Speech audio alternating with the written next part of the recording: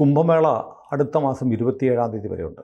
അപ്പോൾ നമ്മുടെ ഓഫീസിൽ തന്നെ, നമ്മുടെ ഓഫീസിലും നമ്മളെ നേരിട്ടുമൊക്കെ കേരളത്തിലെ ഒരുപാട് ഹിന്ദു വിശ്വാസികൾ വിളിക്കുന്നുണ്ട്. ഞങ്ങൾക്ക് കുംഭമേളയ്ക്ക് പോകണമെന്നത്, ട്രെയിനില്ല, ബസ്സില്ല, ഫ്ലൈറ്റ് ഭയങ്കര റേറ്റാണ്. കേരളത്തിലാണെങ്കിൽ ആരും ഇതിനു വേണ്ടി ഒന്നും ചെയ്യുന്നില്ല. ഹിന്ദു സംഘടനകൾ അനങ്ങുന്നില്ല. കേരളത്തിൽ നിന്ന് മതിയായ ട്രെയിനുകൾ ഉണ്ടാവാൻ വേണ്ടി ആരും സമ്മർദ്ദം ചെലുത്തുന്നില്ല. ഒരു റെയിൽവേ മന്ത്രി നമുക്ക് കേരളത്തിലുണ്ട്, അബ്ദുറഹിമാൻ. അദ്ദേഹം ഒന്നും പറഞ്ഞു കാണുന്നില്ല. ഹിന്ദു സംഘടനാ നേതാക്കന്മാർ മിണ്ടുന്നില്ല. ഞങ്ങൾക്കൊന്ന് കുംഭമേളയ്ക്ക് പോകണം, എന്താണ് മാർഗം എന്ന് ചോദിച്ചിട്ടാണ് വിളി. അതെ, ഈ കുംഭമേളയ്ക്ക് പോവുക, കുംഭമേള തീർത്ഥാടനം കേരളത്തിൽ അത്ര വലിയ പോപ്പുലറൊന്നും ആയിരുന്നില്ല. ഇപ്പോഴും അത്ര പോപ്പുലറല്ല. ശബരിമല തീർത്ഥാടനം പോലത്തെ ഒരു പോപ്പുലാരിറ്റി കുംഭമേളയ്ക്കുണ്ട് കേരളത്തിൽ? ഇല്ല, അറിഞ്ഞു വരുന്നതേ ഉള്ളൂ. നേരത്തെ മുതൽ എല്ലാവർക്കും അറിയാം കുംഭമേളയ്ക്ക് നടക്കുന്നുണ്ട്, കാര്യമൊക്കെ ശരി. പക്ഷേ അവിടം വരെ പോവുക എന്ന് പറഞ്ഞൊരു സമ്പ്രദായം, ഒന്നും ഒറ്റയ്ക്കൊക്കെ ആൾക്കാർ പോകുന്നുണ്ട്, നേരത്തെയും പോകാറുണ്ടായിരുന്നു. അങ്ങനൊരു സമ്പ്രദായം തുടങ്ങിയിരുന്നില്ല. ഇപ്പം അത് മെല്ലെ തുടങ്ങി വരുന്നു. പ്രത്യേകിച്ച് യോഗി ആദിത്യനാഥ് വന്നതിന് ശേഷം. ഒന്ന്, അദ്ദേഹം ഗംഗ ക്ലീൻ ചെയ്തു. 40,000 ഏക്കറിൽ, പണ്ട് ഈ ഭയങ്കര ഉന്തും തള്ളും ബഹളമൊക്കെ ആയിരുന്നു അവിടെ. നമ്മളുടെ ആ സക്കറിയയുടെ കുംഭമേളത്തെ പറ്റിയുള്ള പുസ്തകം വായിച്ചറിയാം. എൻ്റെ മക്കളുണ്ട്. അത് കായിക ശക്തിയുള്ളവർക്ക് പോകാൻ പറ്റുള്ളൂ എന്നുള്ള സ്ഥിതി വരെ ഉണ്ടായിരുന്നു ആ സമയത്ത് സക്കറിയയ്ക്ക് പോകുന്നു. ഇപ്പോൾ അത് മാറി. അതെല്ലാം സ്ട്രീം ലൈൻ ചെയ്തു വളരെ സ്മൂത്തായിട്ട് എല്ലാവർക്കും ഗംഗയിൽ പോയി കുളിച്ച് കയറി ഇവാക്വേഷൻ അവിടെ നിന്ന് മാറാനുള്ള സൗകര്യങ്ങൾ ഇതെല്ലാം ശാസ്ത്രീയമായിട്ട് ചെയ്തു യോഗി. അപ്പോഴാണ് ഇതിന് വലിയൊരു സ്വീകാര്യത വന്നത്. അപ്പോൾ മിനിഞ്ഞാന്ന് യോഗിയുടെ ക്യാബിനറ്റ് മൊത്തം അവിടെ കൂടി, അവിടെ കുളിച്ചു. മുങ്ങാൻ പറഞ്ഞു യോഗി സകല മന്ത്രിമാരോട്. എല്ലാവരും മുങ്ങി. കാരണം ഈ പൊല്യൂഷൻ്റെ ആരോപണം ഇടയ്ക്കിടയ്ക്ക് വരും. ഓ, ഗംഗ വൃത്തികെട്ട വെള്ളം. 40 കോടി ആളുകൾ വരുമ്പോഴത്തേക്ക് അത് കഴിഞ്ഞ 3 മാസമായിട്ട് 10 ദിവസത്തിലൊരിക്കൽ യോഗി നേരിട്ട് അവിടെ പോയി ഗംഗയിൽ മുങ്ങും. മുങ്ങിയിട്ട് ആചമനം എന്ന് പറയും അവരുടെ ഭാഷയിൽ, വെള്ളം കുടിക്കും കുറച്ച്, ഡെമോൺസ്ട്രേറ്റ് ചെയ്യും പുള്ളി. പിന്നെ മിനിഞ്ഞാന്നാണ് ഇവരെ എല്ലാവരും കൂടെ, എല്ലാ ക്യാബിനറ്റ് മന്ത്രിമാരെയും കൊണ്ടുപോയി മുങ്ങാൻ പറഞ്ഞു. എല്ലാവരും മുങ്ങി സന്തോഷമായി. അങ്ങനെ ഒരു മാതൃക കാണിക്കണം. അപ്പോൾ പിന്നെ ബാക്കിയുള്ളവർക്ക് ധൈര്യമാകും, ഇത് മുങ്ങാം, മന്ത്രിമാരെല്ലാം തന്നെ മുങ്ങുന്നു. അല്ലാതെ ഈ മന്ത്രി അമേരിക്കയിൽ ചികിത്സയ്ക്ക് പോവുകയും കേരളത്തിലെ ആൾക്കാർ നമ്പറാണ് ആരോഗ്യത്തിൽ എന്ന് പറയുന്നത്, ആ പരിപാടി യോഗിക്കില്ല. ഇങ്ങനെയൊക്കെ ആയപ്പോഴാണ് ഇത് പോപ്പുലറായത്. സംഭവം വളരെ സീരിയസ് ആണെന്നുള്ള ഹിന്ദു ഉണർവും കൂടി ഉണ്ട്. ജനറലൊരു ഹിന്ദു ഉണർവ് വന്നിട്ടുണ്ട്. അപ്പോൾ ഇപ്പോൾ നമുക്ക് ഈ സൗകര്യങ്ങൾ വേണം. ഇന്ന് മാതൃഭൂമിയിൽ ഇന്ത്യൻ റെയിൽവേയുടെ പരസ്യമുണ്ട്. അവർ പറഞ്ഞിരിക്കുന്നത് 13,134 കൂടുതൽ ട്രെയിൻ സർവീസുകൾ ഓൾ ഓവർ ഇന്ത്യ. 13,134 എന്ന് വെച്ചോ. പ്രയാഗ്രാജ് സംഗം ഏരിയ വഴി, ആ ഏരിയ വഴി പോകാനായിട്ട് നിങ്ങൾക്ക് 13,134 ട്രെയിനുകളുണ്ട്. ഞാൻ നോക്കിയപ്പോൾ കേരളത്തിൽ തിരുവനന്തപുരം നോർത്ത് നേമത്ത് നിന്ന് 2 വണ്ടി, 3,100-ലധികം പ്രത്യേക ട്രെയിൻ സർവീസുകൾ. 2 നേമത്ത് നിന്ന്, 1 കന്യാകുമാരി വഴി കടന്നു പോകുന്നത്. ആയിക്കോട്ടെ. അത് കൂടാതെ ഈ മാംഗ്ലൂർ സെൻട്രൽ, മംഗലാപുരത്തു നിന്നുണ്ട്. ചെന്നൈ MGR ടെർമിനൽ, നമ്മൾ ഇത് തന്നെ ചെന്നൈ സെൻട്രൽ, ഇവിടെ നിന്നെല്ലാം ഉണ്ട്. ഗുണ്ടൂർ ജംഗ്ഷൻ, മച്ചിലിപ്പട്ടണം. ഇവർ ഡിസൈൻ ചെയ്തിരിക്കുന്നതെന്ന് വെച്ചാൽ നമ്മളുടെ സ്റ്റാർട്ടിംഗ് പോയിന്റിൽ നിന്ന് നേരെ പ്രയാഗ്രാജിലേക്ക് ഒറ്റ വണ്ടി എന്നുള്ള കൺസെപ്റ്റ് നടക്കില്ല. എല്ലാ വണ്ടിയും കൂടെ പ്രയാഗ്രാജ് അങ്ങനെ നടക്കില്ല. കാരണം നോർമൽ ട്രാഫിക്കൊക്കെ നടക്കണ്ടേ. അപ്പോൾ ഇവർ ചെയ്തിരിക്കുന്നത് കണക്ട് ചെയ്ത് അങ്ങ് വിടുക. നിങ്ങൾ ഇടയ്ക്കിടയ്ക്ക് വണ്ടി മാറേണ്ടി വരും. ഇപ്പോൾ ഇവിടുന്ന് പ്രയാഗ്രാജിലേക്ക് എന്ന് പറഞ്ഞു കഴിഞ്ഞാൽ 2, 3, 4 വണ്ടി നമുക്കിപ്പോൾ 3 പുതുതായിട്ടുണ്ട്. അതുകൂടാതെ എല്ലാ ശനിയാഴ്ചകളും സ്ഥിരം പോകുന്നൊരു വണ്ടി വേറെയുണ്ട്. അല്ല, ഈ ട്രെയിനും നേരെ അങ്ങോട്ടല്ല പോകുന്നത്. തിരുവനന്തപുരം നോർത്ത് ടു ബനാറസ്, കാശിക്കാണ് പോകുന്നത്. അവിടെ നിന്ന് പിന്നെ പ്രയാഗ്രാജിൽ പോകണ്ടേ. ഈ 2 ട്രെയിനും തിരുവനന്തപുരം നോർത്ത് അഥവാ കൊച്ചുവേളി ബനാറസ് ആണ് ഈ 2 ട്രെയിനും. പ്രയാഗ്രാജല്ല, ബനാറസിൽ നിന്ന് പിന്നെയും ചേഞ്ച് ചെയ്യണം. കാരണം കൊച്ചുവേളിയിൽ നേരെ പ്രയാഗ്രാജ്, എല്ലാം കൂടെ പ്രയാഗ്രാജിൽ കയറുന്നത് എങ്ങനെയാണ്? അവിടെ കുഴപ്പമോ? അപ്പോൾ അതുകൊണ്ട് കണക്ട് ചെയ്ത് ഇതിപ്പോൾ നോക്കിയാൽ അറിയാം എല്ലാ സ്ഥലത്തും ബാല്യ ഡോക്ടർ അംബേദ്കർ നഗർ, അഹമ്മദാബാദ് ജങ്കായ് ജംഗ്ഷൻ ടു അഹമ്മദാബാദ്, അതിങ്ങനെ ഷട്ടിൽ അടിച്ചുകൊണ്ടിരിക്കുക. അവിടെ കൊണ്ടുപോയി ജങ്കായ് ജംഗ്ഷനിൽ ഇറക്കും, ജങ്കായ് ജംഗ്ഷനിൽ നിന്ന് അടുത്ത ട്രെയിനിൽ കയറി പോകണം. അങ്ങനെ പ്രായോഗികമായിട്ടിത് ചെയ്യാൻ പറ്റുള്ളൂ. ഇപ്പം ചെയ്യാവുന്നത് അവർ ചെയ്തിട്ടുണ്ട്. പിന്നെ ഈ കേരളം പലപ്പോഴും അതിൻ്റെ പിക്ചറിൽ വരാറില്ല. കാരണം കേരളത്തിൽ നിന്ന് കുംഭമേളയ്ക്ക് പോകുന്ന ആൾക്കാരുടെ എണ്ണം കുറവാണ്. അതുകൊണ്ട് റെയിൽവേയുടെ ദൃഷ്ടിയിൽ ഒരു ക്രിട്ടിക്കൽ പോയിൻ്റ് അല്ല കേരളം. ഇപ്പോൾ അടുത്ത വർഷം നോക്കിക്കോളും കുറച്ചുകൂടെ അവർ കണക്ടിവിറ്റി ഇത് ഇല്ലാഞ്ഞിട്ട് തന്നെ ഈ 2 സ്പെഷ്യൽ ട്രെയിൻ, ഒരെണ്ണം അതും കൂടെ ചേർത്ത് കഴിഞ്ഞാൽ കന്യാകുമാരിയും ചേർത്ത് കഴിഞ്ഞാൽ 3 എണ്ണമായി. അത് മാത്രമല്ല റെഗുലർ ട്രെയിൻ ഉണ്ട് നമുക്ക് പോകുന്നത്. അതുകൂടാതെ മാംഗ്ലൂരിൽ നിന്ന് സ്പെഷ്യൽ ട്രെയിൻ, ഇത്രയും അവർ ചെയ്തിട്ടുണ്ട്. അല്ല, ഇപ്പോൾ നമ്മുടെ ആളുകൾക്ക് വേണമെങ്കിൽ ഇന്നത്തെ മാതൃഭൂമി പത്രത്തിലാണ് ഫുൾ പേജ് പരസ്യം റെയിൽവേയുടെ വന്നിട്ടുള്ളത്. അതൊന്നെടുത്ത് പരിശോധിച്ചിട്ട് അതനുസരിച്ച് ടിക്കറ്റുകൾ ബുക്ക് ചെയ്യാം. റെയിൽവേയുടെ വെബ്സൈറ്റിൽ കയറി കഴിഞ്ഞാലും അവർ സ്പെഷ്യൽ ട്രെയിൻസ് പ്രത്യേകം കാണിക്കും. പിന്നെ ഒരു കാര്യം, ഈ സ്പെഷ്യൽ ട്രെയിൻ പലപ്പോഴും കൃത്യസമയത്ത് ഓടണമെന്നൊന്നുമില്ല. അതുകൊണ്ട് ഒരു ദിവസം നേരത്തെ പുറപ്പെടുന്നതാണ് നല്ലത്. കാരണം മൊത്തം നമ്മൾ ട്രാവൽ ചെയ്ത് കഴിയുമ്പോൾ ഒരു 24 hours ഡിലേ ചിലപ്പോൾ വരും. അതിൻ്റെ കൂടെ നമുക്ക് വേറെ എവിടെയെങ്കിലും ഒന്ന് ഇറങ്ങണമെന്ന് തോന്നി അതുമൊക്കെ സാധിച്ചിട്ടൊക്കെ ആ രീതിയിൽ പ്ലാൻ ചെയ്താണ്. ഈ കുംഭമേള ഫിക്സഡ് ഡേറ്റുകളാണില്ല, ഓരോ വർഷവും ഇന്ന തീയതി മുതൽ ഇന്ന തീയതി വരെ എന്നുണ്ട്. അപ്പം വളരെ അഡ്വാൻസ് ആയിട്ട് പ്ലാൻ ചെയ്യാവുന്നേ ഉള്ളൂ. പക്ഷേ ഇപ്പോഴും വൈകിട്ടൊന്നുമില്ല, ഫെബ്രുവരി 26 വരെ ഉണ്ട് സമയമുണ്ട്. അല്ല ടിജി, നമുക്കിപ്പോൾ കേരളത്തിൽ സത്യത്തിൽ ഹിന്ദു സംഘടനകൾ, വിവിധ സമുദായ സംഘടനകളുണ്ട്, അല്ലെങ്കിൽ പൊതു സംഘടനകളുണ്ട്, ഹിന്ദു ഐക്യവേദി പോലെയുള്ള സംഘടനകളുണ്ട്. വേണമെങ്കിൽ ഇതൊരു ക്യാമ്പയിനാക്കി എടുത്ത് പരമാവധി ആളുകളെ കൊണ്ടുപോകാൻ യാത്രാ സൗകര്യങ്ങളോ വാഹനങ്ങൾ ബുക്ക് ചെയ്യാനോ ഒക്കെ ചെയ്യാമായിരുന്നു. പൊതുവേ കേരളത്തിലെ സംഘടനകളുടെ ഒരു സ്വഭാവം അങ്ങനെയല്ല. അവരാ രീതിയിൽ ചിന്തിച്ചിട്ടില്ല. അതുകൊണ്ടാണ്, മനഃപൂർവ്വമൊന്നുമല്ല, ഇനിയും ചെയ്യാൻ ആ രീതിയിൽ ചിന്തിച്ചിട്ടില്ല. ഇവ എല്ലാവരുടെയും നോക്ക്, ഇപ്പോൾ ക്രിസ്ത്യാനികൾ പള്ളികളിൽ നിന്ന് മുൻകൈ എടുത്തിട്ട് വേളാങ്കണ്ണിക്ക് പോകുന്ന കണ്ടിട്ടുണ്ടോ? ഇല്ല.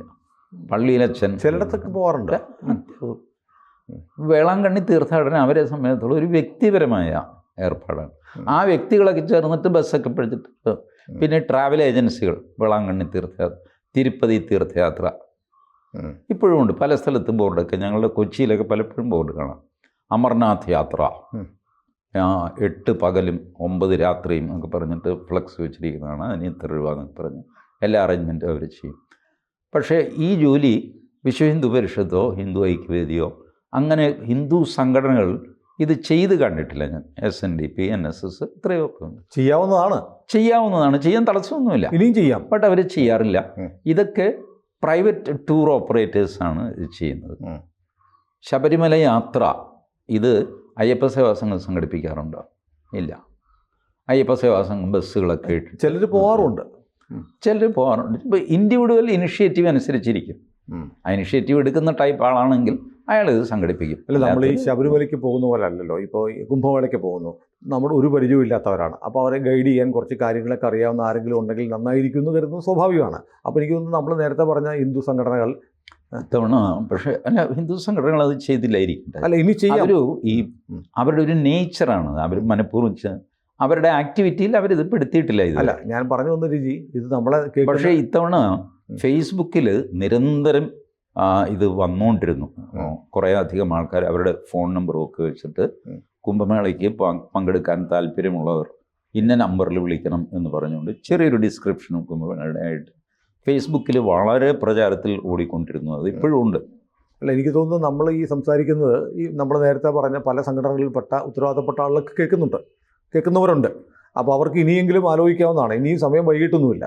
പിന്നെ മറ്റൊന്ന് വെച്ചാൽ നമ്മൾ ഒരു കാര്യം ഇവിടെ നമ്മുടെ പ്രേക്ഷകരുടെ അറിവിലേക്ക് പറയാനാണ്. അപ്പോൾ നമ്മൾ ABC ഒരു 6 മാസം മുമ്പ് കുംഭമേളയെക്കുറിച്ച് ആദ്യത്തെ 1-2 എപ്പിസോഡുകൾ നമ്മൾ സാധു ആനന്ദവനം വന്നിട്ട് ജൂനാഘാടയിലെ വന്നിട്ട് നമ്മൾ 2-3 എപ്പിസോഡ് ചെയ്തിരുന്നു. എനിക്ക് തോന്നുന്നത് ഫസ്റ്റ് ടൈം നമ്മളാണ് ചെയ്തതെന്ന് തോന്നുന്നു. അന്ന് അദ്ദേഹം പറഞ്ഞിരുന്നു, എന്തെങ്കിലും കാര്യം ഉണ്ടെങ്കിൽ ഞാനവിടെയുണ്ട്, എന്നെ വിളിച്ചാൽ മതി എന്ന് നമ്പർ പറഞ്ഞു. ഇപ്പോഴും നമ്മളെ വിളിക്കുമ്പോൾ നമ്മൾ നമ്പർ കൊടുക്കുന്നുണ്ട്. പക്ഷേ ഇപ്പോൾ ചിലർ പറഞ്ഞ് അദ്ദേഹത്തെ വിളിക്കുമ്പോൾ കിട്ടുന്നില്ല, സ്വാമി തിരക്കിലാണ്. അപ്പോൾ സ്വാമി എന്നോട് പറഞ്ഞൊരു കാര്യം, അത് മനഃപൂർവ്വമല്ല, തിരക്കിലാണ്. അവിടെ സന്യാസിമാർക്ക് ഓരോരുത്തർക്കും ഓരോ ദിവസവും ഓരോ ചുമതലകൾ ഏൽപ്പിക്കുന്നുണ്ട്. അപ്പോൾ അവിടെ നിന്ന് ഈ വിളിച്ചാൽ നമുക്ക് ഒരാവശ്യം വന്നാൽ നമുക്ക് ഇടപെടാം എന്ന് വന്ന് അവരെ എല്ലാവരെയും റിസീവ് ചെയ്ത് കൊണ്ടുപോകാൻ പറ്റുന്നില്ല. ചിലപ്പോൾ എനിക്ക് ഇന്ന് പാചകത്തിൻ്റെ ചുമതലയായിരിക്കും, അല്ലെങ്കിൽ അവിടെ ശുചീകരണമായിരിക്കും. നമ്മൾ ഓരോ ചുമതലകൾ ഏറ്റെടുക്കുകയാണ്. അപ്പോൾ തിരക്കാണ് എന്ന് പറയുന്നത് സ്വാഭാവികമാണ് എന്നൊരു കാര്യം. സാധാരണ ഇത്തരം ഫോൺ നമ്പർ കൊടുത്താലേ ജനങ്ങൾ പ്രതീക്ഷിക്കുന്നത് അതെ അതെ ഇതൊരു കോൾ സെൻറ്റർ പോലെ പ്രവർത്തിക്കുന്നതാണ്. ഞാൻ ഫോൺ ചെയ്യും, എന്താ വേണ്ടത് അപ്പം തന്നെ റിപ്ലൈ വരും, അതിന് ആക്ഷൻ ഉണ്ടാകും. അത് പ്രായോഗികമല്ല. അതെ അതെ അപ്പം അദ്ദേഹത്തിൻ്റെ നല്ല മനസ്സുകൊണ്ട് എൻ്റെ നമ്പർ കൊടുത്തോളൂ, ഞാൻ ആവുന്നത്തെ ആ രീതിയിലാണ്. പക്ഷേ ഈ നമ്പർ ഓഫ് കോൾസ് കൂടി കഴിയുമ്പോൾ ഇദ്ദേഹത്തിന് തന്നെ മാനേജ് ചെയ്യാൻ പറ്റില്ല. ഇദ്ദേഹത്തിൻ്റെ റെഗുലർ ജോലികൾ അവിടെയുണ്ട്. അതുകൂടാതെ ഈ ഫോൺ അറ്റൻഡ് ചെയ്യണം. അപ്പോൾ പലപ്പോഴും ഫോൺ എടുക്കില്ല. എടുത്തില്ലെങ്കിൽ ഇദ്ദേഹം തിരിച്ചു വിളിക്കുന്ന അവർ പ്രതീക്ഷിക്കും. ഇദ്ദേഹത്തിന് ചിലപ്പോൾ അത് പറ്റിയെന്ന് വരില്ല. അപ്പോൾ ഇങ്ങനെയൊക്കെ ബട്ട് സ്റ്റിൽ അദ്ദേഹം ഒരു സേവനമല്ലേ ചെയ്യുന്നത്. അതെ അതെ കുറച്ച് പേർക്ക് ആ സേവനത്തിൽ അതൃപ്തി ഉണ്ടെങ്കിലും അത് സേവനമല്ല എന്നൊന്നും അവരും പറയുന്നില്ല. ഞാൻ ഫോൺ വിളിച്ചു 3-4 തവണ വിളിച്ചിട്ടും പുള്ളി എടുത്തില്ല, ഇതാണല്ലോ കംപ്ലൈൻറ്റ്. അത് സ്വാഭാവികമാണ്, അത് ഇവർക്കും മനസ്സിലാവും. കാഷ്വലി ഇങ്ങനെ പറയുന്നുണ്ടെങ്കിലും ആ ദുഷ്ടൻ ഇനി മേലെ ഞാൻ അയാളെ വിളിക്കില്ല, ഇങ്ങനെയൊന്നും ചിന്തിക്കില്ല ആൾക്കാർ. ശരി, തിരക്കാണ്. നമ്മുടെ എന്താ 40 കോടി ആൾക്കാർ വന്നു പോകണം എന്ന് പറഞ്ഞു കഴിഞ്ഞാലുള്ള തിരക്കാലോചിച്ച്. അല്ല, സന്യാസിമാർ അവിടെ വെറുതെ ഇരിക്കുകയല്ല. അല്ല, അതിൻ്റെ നടത്തിപ്പുകാരായി ചുമതലയുള്ള സന്യാസിമാർക്ക് പിടിപ്പത് ജോലിയുണ്ട്. പിന്നെ അപ്പോൾ നമുക്കിപ്പോൾ ഇനി ഈ ആളുകൾ ഈ പോകുമ്പോൾ അവർക്ക് ഈ എന്തെങ്കിലുമൊക്കെ പ്രശ്നങ്ങളുണ്ടായാൽ സഹായിക്കാൻ നമ്മുടെ സംഘടനകളും വല്ലതുമൊക്കെ അവിടെ ഉണ്ടോ എന്നൊക്കെ ആളുകൾ ചോദിക്കുന്നുണ്ട്. അങ്ങനെ എന്തെങ്കിലും ഇൻഫർമേഷൻ ഡിജിക്കുണ്ടോ? എൻ്റെ കയ്യിലില്ല, അങ്ങനെ ഒരു ഇൻഫർമേഷൻ ഇല്ല. But that is available. നിങ്ങൾ ഉത്തർപ്രദേശ് സർക്കാരിൻ്റെ വെബ്സൈറ്റ് കയറി നോക്കുക, അതിൽ ഈ പറഞ്ഞ ഹെൽപ്പ് ലൈനുകളെല്ലാം ഉണ്ട്. അല്ല, അത് പറയുമ്പോഴത്തേക്ക് ഒരു തമാശ ഞാൻ പറയാം. കഴിഞ്ഞ ദിവസം കണ്ടതാണ്. ഒരാൾ കുംഭമേളയ്ക്ക് പോയിട്ട് വന്നു. അപ്പോൾ അയാളോട് ചോദിച്ചു, എങ്ങനെയുണ്ട് ഏർപ്പാടുകൾ? വളരെ മോശം ഏർപ്പാടുകൾ എന്ന് പറഞ്ഞു. അതെന്താ? ഞാൻ ഗുരുവായൂർ ഏകാദശിക്ക് പോയി, അവിടെ വെച്ച് എൻ്റെ ഭാര്യയെ കാണാതെ പോയി. 48 മണിക്കൂർ കഴിഞ്ഞാണ് കണ്ടുപിടിക്കാൻ പറ്റിയത്. കുംഭമേളയ്ക്ക് പോയപ്പോൾ ഇത് പറ്റി. 15 മിനിറ്റിനകം ഒരു കണ്ടെത്തി തിരിച്ചു തന്നു, ഏർപ്പാടുകൾ വളരെ മോശമെന്ന്. പുള്ളി അത്രയും ദിവസം ഈ ശല്യം ഒന്ന് മാറിക്കിട്ടാൻ നോക്കിയിട്ട് 15 മിനിറ്റിനകം കിട്ടി എന്ന് പറയുന്നൊരു ജോക്ക് ഇങ്ങനെ വാട്സാപ്പിൽ ഓടുന്നുണ്ട്. അല്ല, നമുക്ക് അവരുടെ എഫിഷ്യൻസി അചിന്യമാണ്. മനുഷ്യന് ഇത്രയും എഫിഷ്യൻ്റ് ആവാൻ പറ്റും, പ്രത്യേകിച്ച് പോലീസുകാർക്ക്. അതെ, എന്തുകൊണ്ടാണ് ഭയങ്കര കോപ്പറേറ്റീവാണ് അവിടുത്തെ പോലീസ്. നമ്മളൊരു ആവശ്യം പറഞ്ഞാൽ അവരുടെ മുമ്പിൽ അവരുടെ ഇത് ഔട്ട് പോസ്റ്റ് ഉണ്ട്, ആ ഔട്ട് പോസ്റ്റിൻ്റെ മുമ്പിൽ പോയി നമ്മളൊന്ന് പരിങ്ങിയാൽ മതി, അയാൾ ഇറങ്ങി വരും. ക്യാഹുവ, എന്തു പറ്റി, എന്താ പ്രശ്നം, തോളത്ത് കൈവച്ച് സംസാരിക്കും. പറഞ്ഞോ, കുഴപ്പമില്ല, എൻ്റെ സാർ ഇങ്ങനെയാണ്, എൻ്റെ ഒരു പേഴ്സ് കാണാതെ പോയി.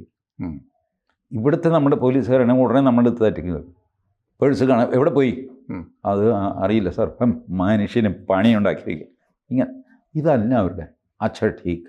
ഇവിടെ ഇരുന്നു എവിടെയെങ്കിലും ഒരു ഓർമ്മയുണ്ടോ എവിടെ വെച്ചാണ് പോയതെന്ന്? ഓർക്കുന്നില്ല സാർ, ഒന്നും ഓർത്ത് നോക്കുന്നു പറഞ്ഞ് പാനി പിയോ ഒരു ഗ്ലാസ് വെള്ളമൊക്കെ തന്ന് പതുക്കെ നമ്മൾ ആ വളമിന് അവിടെ വെച്ച് പെട്ടെന്നൊരു തള്ളുണ്ടായി, അതിലാണ് പോയതെന്ന് തോന്നുന്നു. അച്ചട്ടീക്ക് ഈ രീതി. പേഴ്സ് കിട്ടിയില്ലെങ്കിൽ പോലും ഉണ്ടല്ലോ മാന്യമായൊരു പെരുമാറ്റം ഉണ്ടാകും. ഇതൊക്കെ ഞാൻ UP-യിൽ യോഗി വന്നതിന് ശേഷം കണ്ട മാറ്റങ്ങളാണ്. ഏതായാലും ലോകത്തിൻ്റെ അത്ഭുതമാണ് ഇത്രയും വലിയ ക്രൗഡ് മാനേജ്മെൻറ്റ്, അല്ലേ? അതെ, എങ്ങനെ സാധിക്കുന്നു എന്നുള്ളതാണ്. ഈ ക്രൗഡ് മാനേജ്മെൻറ്റ് ഇത് നടക്കുമ്പോൾ തന്നെ ഉണ്ടല്ലോ. അപ്പുറത്ത് മൊറാദാബാദിൽ പുതിയ എയർപോർട്ട് പണിഞ്ഞുകൊണ്ടിരിക്കുന്നു. എയർപോർട്ടിന് ജോലി നടക്കുക. മിക്കവാറും ഈ കുംഭമേള തീരുന്നതിന് മുമ്പ് തന്നെ എയർപോർട്ടിൻ്റെ ഉദ്ഘാടനം നടക്കും. 7 ലൈൻ ഹൈവേ ഡൽഹിയിൽ നിന്ന് ലക്നൗവിലേക്കുള്ള അതിൻ്റെ പണി ശരവേഗത്തിൽ പോയിക്കൊണ്ടിരിക്കുകയാണ്. കുംഭമേള നടക്കുന്നു എന്ന് പറഞ്ഞാൽ 24 മണിക്കൂർ പുള്ളി കുംഭമേളയുടെ പിന്നിലൊന്നുമല്ല. സാധാരണ മറ്റ് ജോലികൾ നടക്കണ്ടേ? പള്ളിക്കുള്ളിൽ നടക്കണം, ഫാക്ടറികൾ പ്രവർത്തിക്കണം, റോഡ് പണി നടക്കണം, എയർപോർട്ട് പണി നടക്കണം. കുംഭമേള എന്ന് പറഞ്ഞാൽ അവിടെ കുത്തിയിരിക്കുകയൊന്നുമല്ല.